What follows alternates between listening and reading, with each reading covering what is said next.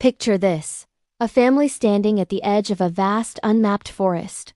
Behind them, everything they've ever known. Ahead, a wilderness that's both breathtaking and brutal. This was the reality for the earliest frontier settlers. Their journey wasn't just about finding a new place to live. It was about carving a life, a home, and a future out of the raw American landscape.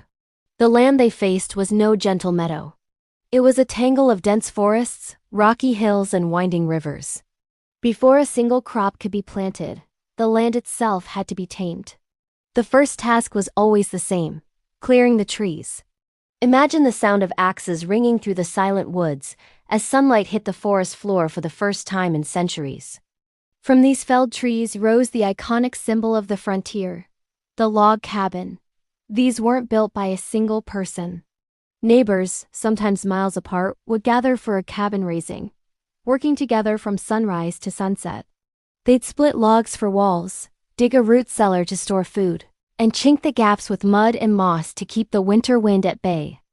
In one day, a house would stand where only trees stood before, a powerful testament to community in the heart of isolation.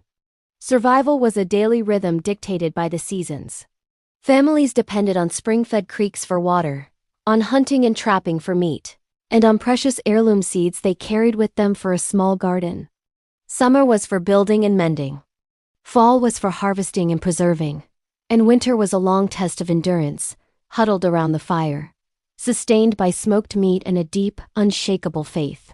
Diaries from this time are filled with mentions of morning prayers, scripture readings, and hymns sung to pass the long, dark nights. But there's a deeper story hidden beneath the settlers' feet, a story often overlooked. How did these families navigate such a vast, unknown territory? They weren't wandering blindly. They were following paths that had existed for centuries, the ancient trails of Native American nations. Long before European contact, North America was crisscrossed by a sophisticated network of indigenous trails. These weren't just simple footpaths. They were highways of trade, diplomacy, and cultural exchange. They followed the natural contours of the land, tracing rivers, crossing mountain passes at their lowest points, and connecting vital resources. The land that settlers saw as wilderness was, in fact, a deeply known and mapped world. These trails were arteries of life. Along them flowed goods like furs, copper, and medicinal plants, but also stories, alliances, and news. When settlers pushed west, they quickly discovered that these ancient routes were their best and often only guides. The Great Warrior Path, the Natchez Trace, these legendary native trails became the primary migration routes for pioneer families. They became military roads, trade routes, and eventually, the very foundation for many of our modern highways. For Native communities, these paths were more than just a way to get from one place to another. They were sacred, woven into their spiritual geography, connecting ceremonial sites and telling the story of their relationship with the land.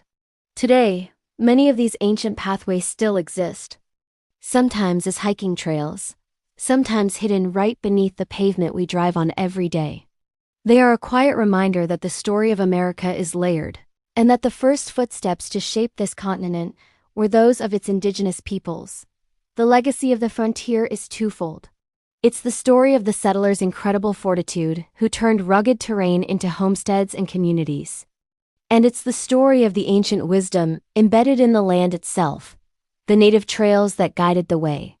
Together, they tell a richer, more complete story of how this nation was formed, one log, one seed, and one footstep at a time. Thanks for watching, and if you enjoyed this journey into the past, be sure to subscribe for more.